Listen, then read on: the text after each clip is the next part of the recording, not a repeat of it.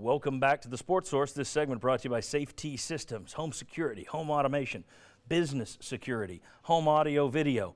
If it's electronic and it makes your life better, safer, and or easier, Safety Systems is the place to turn. Visit their website this week. All right, gentlemen, I'm turning the clock so we can all see it because we are doomed.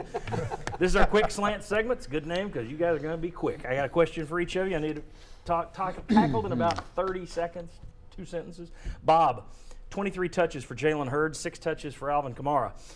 But UT did put them in the same backfield 2-3 times last night. Were you happy with the way the running backs were utilized? No. I want to see Alvin Kamara on the field more. I don't see why you cannot come up with more ways to have him and Hurd together on the field more. So no, I like the way they played. I would like to see a little variation and see those two together more on the field. Will Overstreet, Josh Dobbs' accuracy is always a hot topic. As a guy who used to get after quarterbacks, however, how much do we have to factor in the fact that he's always got somebody in his face or hanging off of him every time he drops back to throw the ball? How much does that play into his accuracy? That's what the whole defensive end and defensive tackle's job is on pass rush. It's not always about if you get a sack.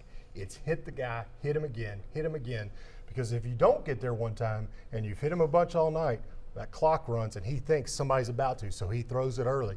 I can tell you this, no one's good when there's a lot of guys hitting him in the backfield. They're not going to have good percentages and not going to be very accurate. And I want to get something in here that David Liggins said before the show, talking about the offensive line a little bit here.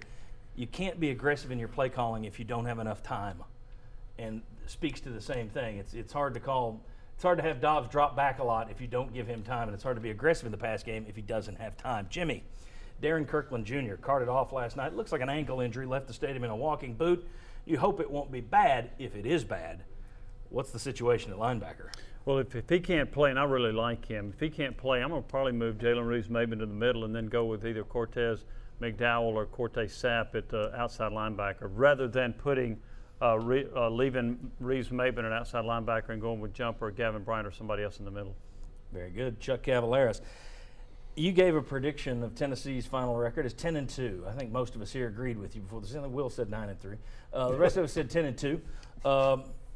I'll let you speak for a lot of us. Do you want to amend that at all today? Boy, Will sure is a smart person, isn't he? I think you got to adjust it down to 9-3. You look at that gauntlet you're looking at going on the road against some of these SEC defenses, and they're going to start game planning a little bit more for Josh Dobbs.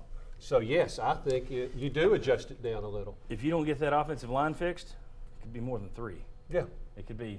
This could be a very, very bad year. Last night, I think you're closer to 8-4 than you are 10-2.